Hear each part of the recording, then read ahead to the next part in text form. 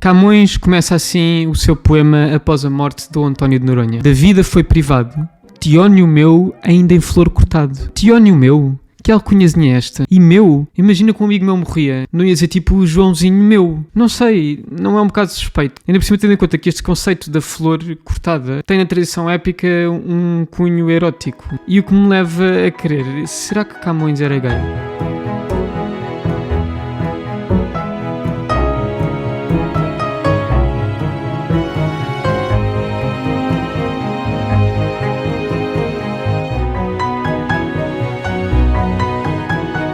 Aos olhos modernos, a homossexualidade é uma coisa absolutamente banal. Não só temos a legalização do casamento homossexual, como faz completamente parte da nossa cultura a ideia de um homem ou uma mulher estarem apaixonados por pessoas do mesmo sexo. Mas é uma coisa que todos também temos perfeitamente a noção que é uma conquista relativamente recente. Eu pelo menos lembro da miúda a homossexualidade ainda ser uma coisa vista como marginal, como uma coisa negativa, quase um tabu, uma coisa que não se falava. E ainda hoje, apesar de tudo, ainda há uma espécie de estigma em relação a este tema. Mas o que eu gostava de perceber a fundo é de onde é que vem a homossexualidade afinal. É uma coisa que apareceu só agora, uma espécie de evolução social em que nós socialmente ou culturalmente começámos a perceber que se calhar podia haver relações entre pessoas do mesmo sexo, ou é uma coisa natural que sempre existiu e que existe na natureza há muito tempo. Se analisarmos o reino animal, conseguimos perceber que de facto a homossexualidade sempre existiu, ou pelo menos o comportamento sexual entre pessoas do mesmo sexo e mais especificamente entre homens do mesmo sexo é uma coisa que está na natureza e que nós podemos ver numa série de espécies, está constantemente a acontecer. E podemos até tentar compreender melhor qual é a origem disto, porque se virmos, vamos perceber que há um propósito muito claro pela qual a homossexualidade existe. Todas estas investigações evolutivas são um bocado especulativas porque implicam racionalizar sobre o processo evolutivo e especular sobre quais são as motivações pelas quais elas existem, como por exemplo dizer que a seleção das características como por exemplo guelras ou barbatanas existem para ajudar o peixe a nadar, e é óbvio que ajuda o peixe a nadar e que isso tem consequências evolutivas positivas, mas não há propriamente uma motivação concreta que não seja especulativa. E nesse sentido conseguimos presumir que a homossexualidade pode ter aparecido precisamente como uma adaptação evolutiva em machos de baixo estatuto. Porquê? Porque os machos de baixo estatuto não têm grande benefício em discriminar sexualmente o género do parceiro. Ou seja, se eu sou um macho de baixo estatuto, eu já tenho oportunidades reprodutivas baixas à partida, porque são as fêmeas que fazem seleção sexual e que vão escolher o melhor parceiro com base em símbolos de fertilidade, de saúde, capacidade de garantir a subsistência das crias, e isso normalmente nos machos evidencia-se claramente por causa do estatuto da posição social que eles adquirem na competição intersexual, em que os machos que têm mais abundância destes recursos, quer seja recursos físicos, desde altura, força, inteligência, ou recursos sociais, ser mais recursos na comunidade, faz com que os machos de baixo estatuto sejam um pouco selecionados pelas mulheres. E por isso uma estratégia de reprodução benéfica é não discriminarem com base no género, incorrerem em prática sexual independentemente de ser do mesmo género ou de ser de género diferente. Porque sei lá, no caso de haver uma fêmea que tenha características masculinas e que a maioria dos machos não vão selecionar porque acham que a fêmea é um macho heterossexual não é selecionar e por isso não há reprodução, este macho de baixo estatuto conseguiria reproduzir. Neste caso, que é um outlier, mas que para um macho de baixo estatuto já tem poucas oportunidades de reprodução, é suficiente para compensar o risco quase nulo de gastar recursos com pessoas do mesmo sexo. O que explica a prevalência evolutiva da homossexualidade nos machos que o fazem ativamente, mas a questão é que os que fazem passivamente provavelmente estão numa posição de estatuto tão baixo como estes machos e por isso assumem uma posição submissa. Além disso, há toda uma questão de kin selection, seleção de grupo. A homossexualidade, por estar associada precisamente a estes traços de baixo estatuto, não só a níveis hormonais, como testosterona mais baixa, como a níveis sociais, por estas consequências hormonais, terem traços mais associados aos papéis femininos. O que faz com que a homossexualidade, de facto, tenha uma vantagem evolutiva para o grupo. A espécie beneficia de ter estes machos que fazem contribuições não reprodutivas. A contribuição dos homossexuais é, acima de tudo, cultural. E se eles se mantiveram, é porque há, de facto, benefício de ter machos com estas características femininas. No fundo, aqui uma nova perspectiva que não se inclui no papel de cada um dos géneros específicos. E há muitos estudos correlacionais que demonstram que a homossexualidade está associada regularmente a experiências traumáticas na infância, a ausência parental na infância e até coisas tão absurdas como ser um mais novo. Aqui a teoria é de que basicamente, à medida que a mulher vai tendo partos, a sua capacidade de produzir testosterona no feto vai se tornando cada vez menor e por isso a probabilidade de um filho mais novo ser homossexual é significativamente mais alta do que ser um filho mais velho. Mas estes estudos todos um bocado especulativos, porque existem imensas variáveis e estes estudos evidenciam acima de tudo correlações não implicam causalidade de nenhuma forma porque há mesmo imensas variáveis. E de repente encontrar aqui estas ligações que são estatisticamente significativas não nos ajuda em nada em compreender a realidade. Por isso não estou aqui a assumir nem que é genético nem que é mimético. Provavelmente é uma parcela das duas coisas ou das duas coisas a funcionar uma com a outra, como em quase tudo o que é comportamento humano. É nature ou é nurture? Epá, é quase sempre os dois e este caso não é exceção. No entanto, a história não se foi desenvolvida uma cultura que lhe é muito permissiva. Na Bíblia, por exemplo, temos o São Paulo a falar da homossexualidade como uma coisa abominável, pecaminosa, porque acham que contraria teologicamente o propósito do homem. Ele até explica com algumas das suas palavras que fazê-lo passivamente é pior que ativamente porque nega mais o telos, sendo que o telos do homem é a penetração e por isso penetrar nega menos a ordem natural do que ser penetrado. Não só isto, como nós na modernidade temos a ideia de que os romanos viam a homossexualidade como uma coisa absolutamente natural. E se virem, já fiz um TikTok sobre isto, Os romanos não viam a homossexualidade como nós vemos a homossexualidade hoje em dia. na verdade, a homossexualidade no Império Romano era exclusivamente erótica, era sempre adúltera, não era como nós vemos a homossexualidade hoje de uma coisa de amor. Então, como é que na era de Camões, na era em que ele escreveu isto, a homossexualidade era vista? Como é que era a sexualidade vista na era do Renascimento? Para isso, vamos a Bernini. Porque Bernini, nesta era da Contra-Reforma,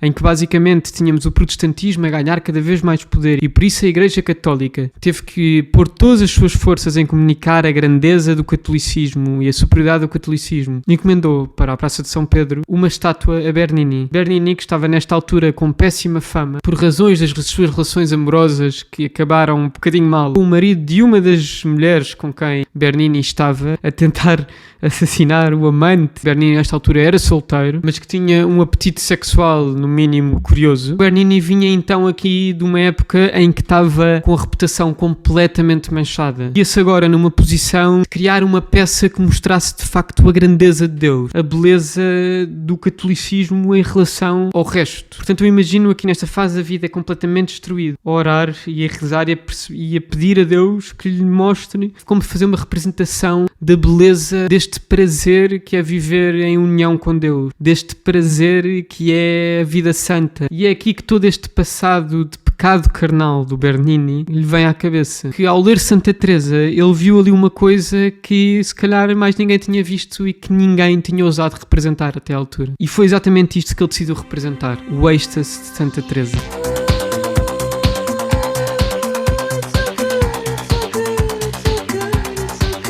Isto foi, obviamente, polémico. Estamos a falar aqui da representação de uma santa com estes sinais todos. Estamos a falar de tronco contorcido, do pescoço inclinado, de boca a gemer, das mãos a agarrar o espagenamento. Isto tudo dentro de uma igreja. Torna-se óbvio, então, que o Bernini está a representar aqui o orgasmo feminino. Mas está a representá-lo de uma forma pura. Está a representá-lo não num contexto sexual, num contexto de deleite divino. E ao contrário da homossexualidade, que nós conseguimos perceber exatamente porque é que existe. O orgasmo feminino é de facto um mistério da evolução. Então nós sabemos porque é que ele existe, porque de facto não há benefícios evolutivos para a existência do orgasmo feminino, visto que são as mulheres a fazer a seleção sexual e que não tem impacto nenhum na reprodução. Mas claro que há uma série de especulações sobre razões. Pode ser como aos mamilos nos homens, em que basicamente, se vimos bem, um clitóris é quase um pénis nas suas componentes primordiais e a zona à volta são os testículos e a zona em cima é como se fosse o pénis. No entanto, é de facto um mistério.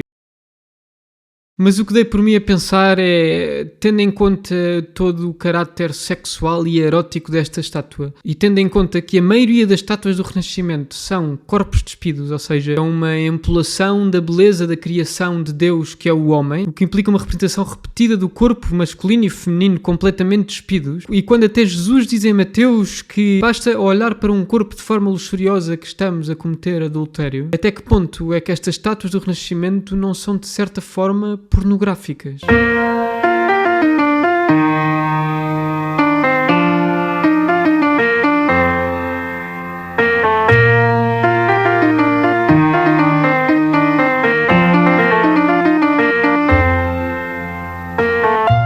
acho que nós nos esquecemos regularmente de toda esta componente mitológica da pornografia. Não é por acaso que os arquétipos comuns da pornografia são exatamente os mesmos que perseguiam a cultura desde a Mesopotâmia até o resto da história. Toda esta questão do stepmother e stepsister são basicamente as mesmas pancas que estavam presentes naquela estátua da Vênus, por exemplo, ou na relação do rei Édipo com a sua mãe. Parece quase que estes arquétipos são tão fundamentais que estão presentes em toda a cultura erótica ao longo da história. Mas eu acho que nós nos esquecemos regularmente do quão estranho é ver pornografia. Estamos a ver uma simulação pictórica a 2 dimensões de 2 absolutos desconhecidos a fazer sexo coagido, porque é normalmente a troco de dinheiro, e tiramos alguma gratificação evolutiva disso. Uma simulação que tem em falta cheiro, tem em falta as hormonas, tem em falta toque, consegue enganar o nosso cérebro ao ponto de ele achar que está a incorrer num ato de reprodução, quando é na verdade um ato completamente simulado. Mas a coisa é que a pornografia é muitas vezes usada como uma autorregulação de prazer e pela sua componente quase anestésica. E isto visto numa visão individual até parece absolutamente inofensivo. Por isso é que hoje em dia quase que se prega a pornografia como uma coisa indiferente, como uma busca individual sem consequências sociais, quando isso não podia estar mais longe de ser verdade, porque a pornografia tem consequências sociais gigantescas, tal como todos os problemas aqui relacionados com sexo. Primeiro, porque ao satisfazer essa necessidade sexual instantânea e mover basicamente este desejo absolutamente natural de procriação para atos não procriativos, faz com que o homem já não precise estar à procura das coisas que ele evolutivamente tem que procurar. Mas a coisa mais importante são as consequências que isto tem na forma como nós nos organizamos socialmente. A pornografia, por mexer exatamente com um instinto que é absolutamente natural e evolutivo, é basicamente um motor pelo qual a evolução humana acontece, pela qual existe toda a cultura, pela qual se formam as sociedades, pela qual se propaga a espécie humana, está a ser simulada. Estamos a brincar com os desejos que movem a ação humana no geral. A partir do momento em que estes desejos são satisfeitos por uma simulação, temos os homens a deixarem de cumprir o seu papel genético, o seu propósito natural, o seu propósito divino. Porque a partir do momento em que estes desejos são satisfeitos, a principal consequência direta é o homem deixar de procurar estatuto, que é uma das principais razões pela qual a generalidade dos homens age no mundo. É esta busca de posição social, esta busca de acumulação de recursos, esta busca de ganhar na competição intrasexual para conseguir um par e eventualmente reproduzir. Se esta é a dinâmica pela qual a ação humana se rege, a partir do momento em que está a ser satisfeita de forma simulada, o homem deixa de perseguir estas coisas. As consequências sociais são gigantescas. A ideologia ubíqua de que ver pornografia é uma decisão pessoal e é uma decisão individual, porque cada um sabe de si, o que cada um faz no seu quarto não interessa. Não é verdade, porque este é o motor que guia a evolução humana. Mas isto não se evidencia só em status seeking. As consequências vão além disto, porque a pornografia tem obviamente impactos gigantescos no desenvolvimento cerebral, principalmente durante a puberdade, desenvolvimento social e até na ontologia, porque vai ajudar a definir a forma como um homem se relaciona com o mundo, como se relaciona com a realidade e como se relaciona com os outros. E o problema não é só o estar a ser exposto visualmente a conteúdo sexual extremamente gráfico. Vem de servir como uma simulação alternativa a sexo real. E por isso é que muitas vezes é auxiliada de masturbação. Mas então e a masturbação? A masturbação de facto tem um propósito evolutivo. Nós podemos especular facilmente sobre os benefícios evolutivos de masturbação prévia ao ato sexual, não só em termos educativos, como em termos de preparação para um ato sexual que tenha mais chances de reprodução. Mas não podemos arriscar cair aqui na falácia da natureza, porque de facto muitos dos autores de teologia usam o argumento teológico, em que basicamente defendem que a masturbação, por ser um ato sexual não procriativo, nega o propósito teológico do sistema reprodutor. A ideia é que o sistema reprodutor serve para reproduzir, Deus criou-o com esse propósito e por isso sempre que nos masturbamos estamos a negar o propósito divino. Mas eu acho que o argumento teológico é bastante fraco. Não só na modernidade, como ao longo da história toda, estamos constantemente a fazer hábitos que negam o seu telos evolutivo ou o seu telos natural. Coisas tão básicas como ler e escrever negam o telos dos olhos e das mãos. Os meus olhos foram criados para ver, para caçar, para atentar ameaças e, se quisermos ser mais bíblicos, para olhar a realidade, contemplá-la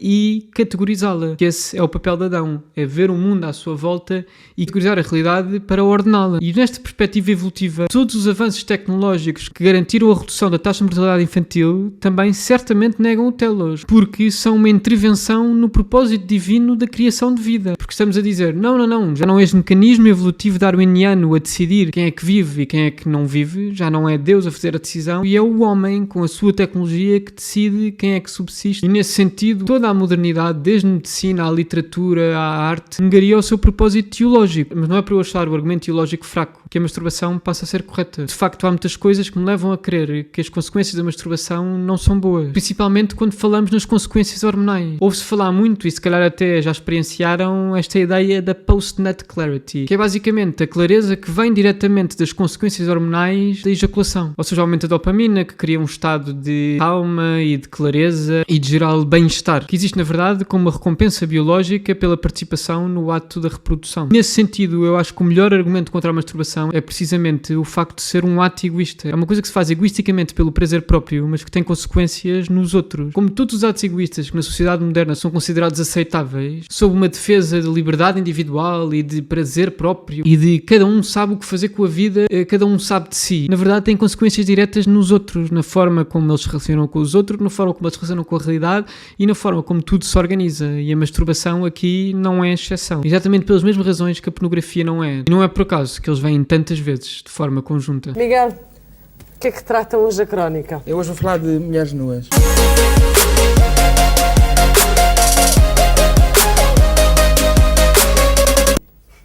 Mas a coisa é que mesmo em abstinência total, mesmo praticando a castidade de forma absoluta, o mundo moderno está repleto de cultura erótica e isso molda a seleção sexual. Mesmo que alguém queira agir de forma totalmente pura, vai ter sempre a esfera pública rodeada de publicidade claramente com conotações eróticas, as comédias românticas, pela cultura no geral, desde os romances aos filmes, aos TikToks, aos vídeos do YouTube, sempre com uma visão do sexo e das relações amorosas como uma coisa casual, como um prazer, como diversão, como um hobby e não na sua componente real de motor da evolução, não uma visão do sexo como uma coisa cheia de propósito, como uma razão pela qual nós existimos. E não é isso que vai estar pintado quando vamos ver a comédia romântica, não é isso que vai estar pintado quando vamos ver o blockbuster mais recente. E com base nisso, não é isso que vai estar espelhado nas conversas do dia-a-dia, não é isso que vai estar espelhado na forma como nós nos relacionamos uns com os outros, e não é isso que vai ser expectável nas relações intersexuais. E a consequência direta dessa lógica é a hipergamia, que é sem dúvida o cenário em que nós vivemos hoje em dia, em que temos uma minoria dos homens que são selecionados pela maioria das mulheres a ter relações casuais com todas, e a ter a grande maioria dos homens privados de qualquer contacto relacional ou sexual. E é por isso que o discurso feminino está cheio daquelas verdades consideradas universais de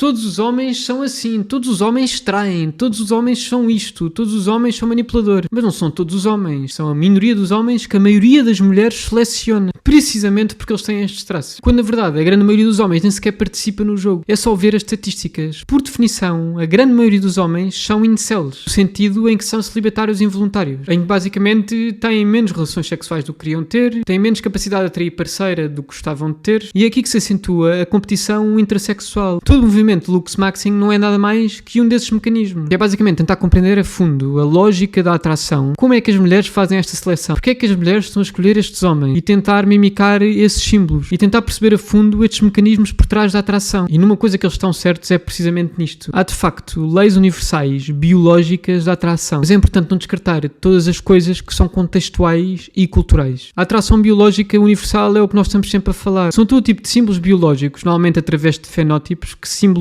boa genética e boa fertilidade. Isto obviamente que varia imenso consoante o género, porque os objetivos e os riscos reprodutivos são obviamente muito diferentes. O macho tem todo o interesse em seminar o máximo possível para mais facilmente propagar a espécie, e a fêmea tem o maior interesse em fazer uma seleção correta do parceiro para garantir, por exemplo, parentalidade continuada, para garantir recursos para as crias, para garantir proteção. Por isso são exatamente os traços biológicos que simbolizam isso que vão ser considerados atraentes pela maioria das fêmeas. Nos humanos falamos então em altura, em força para garantir proteção. Falamos em proxies de boa saúde que vão garantir boa saúde na geração seguinte. Pode ser através de harmonia facial, de boa dentição, de rácios estéticos até que simbolizam precisamente isso. Mas falamos também de toda a componente cultural, abundância de recursos, traços de boa parentalidade e até símbolos de maturidade. Isto são os símbolos que tornam os homens atraentes e, no caso contrário, os símbolos que tornam as mulheres atraentes são símbolos de fertilidade. Por isso, tendo em conta que o pico de fertilidade feminino é na puberdade, estamos a falar de traços de juventude, que são precisamente os traços que a cultura feminina, obcecada com a beleza contemporânea, anda atrás. São os cabelos compridos, são os olhos grandes, são obviamente a harmonia facial, certos rácios também entre a anca e a bacia, e que são precisamente os traços que as modelos femininas, que são consideradas universalmente atraentes, têm. Mas a atração biológica não fica por aqui, porque a lógica da atração vai muito para além destas generalidades. Nós, por exemplo, sabemos que um dos fatores mais importantes para a formação de casais duradouros que conseguem criar descendência a longo prazo e manter-se juntos durante muito tempo é precisamente semelhança genética. Por isso, um dos fatores principais para a atração é precisamente esta semelhança genética. Claro que toda esta ideologia do Lux Maxing está mais à procura de otimizar a aparência para atrair generalidade de parceiros. Na verdade, esta lógica é prejudicial se o objetivo final for uma relação duradoura e verdadeira e em cumprimento da nossa lógica natural, porque ao estar a intencionalmente adulterar esses símbolos, na verdade são uma representação física do teu genoma real, ou seja, da tua natureza verdadeira, de quem tu és, da forma como Deus te criou, da forma como tu nasceste no mundo. A tua genética é comunicada através dos fenótipos, das tuas características todas. Ao estar a alterar isso, no fundo, estás a comunicar erradamente a tua essência verdadeira. E o que vai acontecer é que o par vai estar enganado. Vai-te percepcionar pelos símbolos superficiais, características que tu na tua verdadeira essência não tens. Porque se a beleza é um proxy para enquadramento genético e para enquadramento social, se estamos a manipular esses símbolos, então estamos a agir de certa forma desonestamente. Estamos a criar pares com base em falsidade. O que vai, na verdade, dificultar o acasalamento, e estou a usar aqui a palavra acasalamento não como sexo, mas como formação de casais, vai dificultar um casalamento honesto, verdadeiro, vai fazer com que fique mais difícil as pessoas ficarem com quem é suposto verdadeiramente ficarem, por razões genéticas, por razões evolutivas. Por isso, toda esta ideologia do Lux Maxing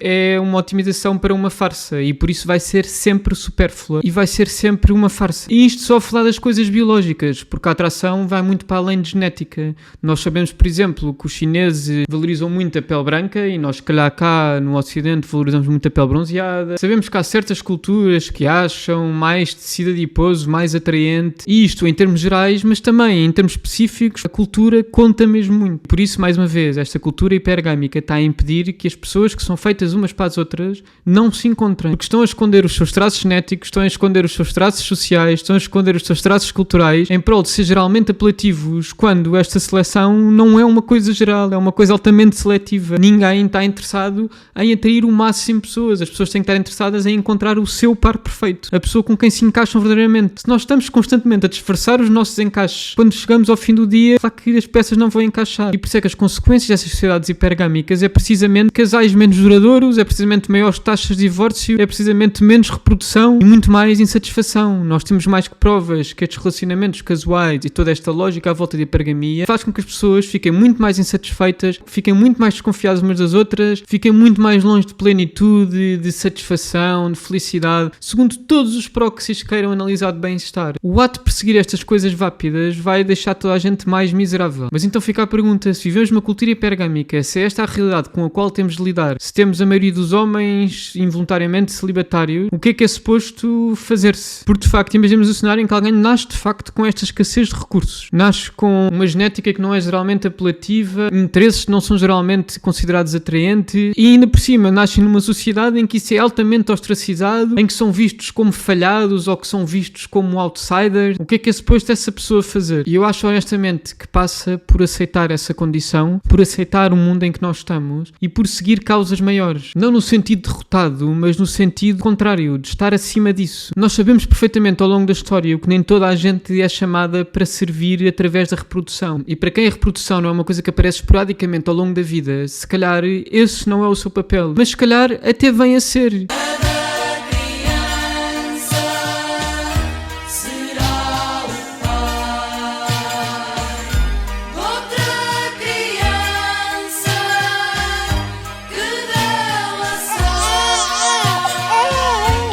É importante aqui também perceber porque é que isto acontece, porque eu acho que isto é consequência não só de questões sociais e culturais, mas a consequência dessa cultura mesmo na nossa natureza biológica. Ou seja, a pornografia, os métodos contraceptivos e a nossa cultura ubíqua de capital tardio tem uma série de consequências hormonais que afeta a forma como nós nos comportamos e nos relacionamos uns com os outros. Não é por acaso que nós somos a geração com os níveis mais baixos de testosterona, nem é por acaso que nós somos a geração com os homens com os níveis mais altos de estrogênio. estranho. E aqui há imensas especulações em relação a isto. Eu vou aqui pôr todas, mas tenham em conta que nada disto é facto. Tudo isto é baseado em alguns artigos que chegam a estas conclusões, mas eles são todos artigos de correlação que não se pode tirar grandes conclusões. Há imensas variáveis a afetar estas coisas e é impossível compreender exatamente qual é qual, mas de certeza absoluta que isto tem influência. Isto vem em primeiro lugar das consequências hormonais de libertinagem sexual, quer seja masturbação generalizada, pornografia e contraceptivos, porque muitas vezes não pensamos nisto. Mas a verdade é que os efeitos do uso ubíquo da pílula no sexo feminino têm um impacto gigantesco nas hormonas masculinas, porque muita da nossa regulação hormonal no que toca à sexualidade vem precisamente das feromonas que nós cheiramos nas mulheres de forma inconsciente. E isto é um bocado impressionante, mas pode ser uma das principais razões que explica estas mudanças hormonais nos homens. E obviamente explica as mudanças hormonais das mulheres. Mas isso é toda uma outra história. O facto das mulheres estarem a tomar diariamente bombas hormonais vão afetar a forma como elas se comportam, como elas pensam, como elas relacionam com a realidade, como elas agem no mundo e as suas ligações genéticas. É absolutamente chocante. É uma coisa que claramente se devia discutir. Outra coisa que tem imenso efeito é a medicação que mexe com hormonas, quer seja todos os corticoides, como os inibidores de serotonina, como até certos analgésicos que agem precisamente através de regulamentação hormonal e que por isso vão ter estas consequências nas hormonas dos indivíduos e por isso um generalizado vai afetar toda esta cadeia hormonal que é social. Quem existe diz o cloro e os PFOAs na água, diz os ftálatos nos desodorizantes e perfumes, diz os aditivos alimentares e as hormonas que estão na comida processada. O que eu acho que é mais curioso nisto tudo é que nós claramente vivemos numa sociedade completamente obcecada com o sexo. Tudo nas sociedades pós-industriais é erótico. Estamos a falar desta ideia de que o sexo vende. A partir do momento em que temos um sistema que vive deste desejo mais mundano, que vive de capitalizar esses desejos, então que desejo mais visceral é que existe do que o desejo de procriar? Isto está na nossa natureza. Isto é a natureza animal. Queremos procriar, queremos continuar a espécie. E esse sistema de capital cardio aproveita-se disto para nos vender coisa. E por isso vivemos numa sociedade que é completamente obcecada com o sexo. Estamos a falar de publicidade, séries de televisão, livros, as narrativas todas estão à nossa volta, os filmes, os blogs. O sexo é uma coisa completamente imanente. As narrativas que temos uns com os outros, a forma como nos relacionamos uns com os outros e todas as coisas que fui falando ao longo deste vídeo. A nossa cultura vive obcecada com isto. É o lux maxing, é a maquilhagem, é a roupa feminina reveladora do corpo, são os engates, é a cultura dos dates, são as discotecas, é o sexo casual. É impressionante como uma cultura tão sexualmente permissiva é precisamente a cultura que causa a decadência populacional. E vejam que isto não é exclusivo de agora. Nós sabemos de Sodoma e Gomorra, sabemos da Babilónia, sabemos do Império Romano. Todos eles sociedades absolutamente decadentes, precisamente porque tinham uma cultura de liberdade sexual. Eu até consigo ir mais longe e dizer mesmo de depravação sexual. Porque se compararmos o tipo de ritos que vieram ao de cima com os fecheiros do Epstein, eles não são em nada diferentes dos ritos que nós sabemos que aconteciam no Império Romano ou das coisas que eram feitas na Babilónia, em Gomorra ou na Sodoma. Porque a consequência direta desta cultura sexualmente permissiva é a desordem social, são as famílias fragmentadas, são as traições, são as agressões entre casais, são as discussões, são as coisas todas que são ubíquas no mundo moderno. São estas catástrofes todas da modernidade. Vem precisamente disto de brincar com o mecanismo primordial de toda a vida. O sexo não é lazer, o sexo não é um hobby, o sexo é a razão pela qual nós todos existimos. O sexo é que garantiu a subsistência da nossa espécie. O sexo é que criou todas as vidas. Enquanto continuarmos a ver o sexo como uma atividade para passar o tempo, toda esta maldade se vai perpetuar. Todas estas coisas más se vão manter. Não é por acaso que estes eram os temas centrais de Jesus e da Bíblia e da mensagem de Deus, porque este é de facto o motor da vida. Não, a ideia sexualmente conservadora não existe para castrar as pessoas de prazer e para castrar as pessoas de liberdade. Não, é para libertar as pessoas do pecado sexual, é para libertar as pessoas precisamente das consequências que vêm diretamente deste descartar da coisa essencial, do fundamento pela qual toda a vida existe e de não tomar isso pelo que realmente é, porque é de facto uma coisa linda, é o que cria vida, é o ato criador, é através do sexo que nós podemos imitar Deus na sua componente de criação de vida. Deus criou-nos e nós criamos outras pessoas através do sexo. E sempre que incorremos num ato sexual que não tem este potencial criativo, estamos a negar isso, estamos a negar a ordem divina, estamos a negar Deus e estamos a desfazer um desserviço a Deus, estamos a fazer um desserviço ao Logos, estamos a incumprir o nosso papel. Sexo que não tem potencial criativo não é sexo real, é mera simulação e como tal é absolutamente nefasto. Pornografia, sexo casual, sexo gay, sexo com uso de contraceptivos, masturbação, nada disto é sexo real. Isto é tudo simulação. procriação. Por isso, na modernidade, quase ninguém faz sexo real. E este é que é o problema fundamental. Se não há sexo procriativo, se não há sexo santo, se não há sexo puro, se não há sexo que representa a verdadeira união entre Deus e o homem, que seja um ato de amor puro, então não há ordem, então não há beleza, então não se cumpre o Logos. E sempre que negamos isto, os inimigos de Deus ficam a ganhar. Por isso é o nosso dever evitar o sexo simulado a todo o custo e plantar as sementes e fazer os sacrifícios para, se possível, fazermos sexo real. E não é por acaso que Bernini, depois de se tornar um dos grandes nomes do Renascimento tardio e depois de fazer uma série de obras em nome da Igreja Católica durante a época em que era mais necessário, termina a sua vida com uma última obra. E adivinhem o que é que ele decidiu representar?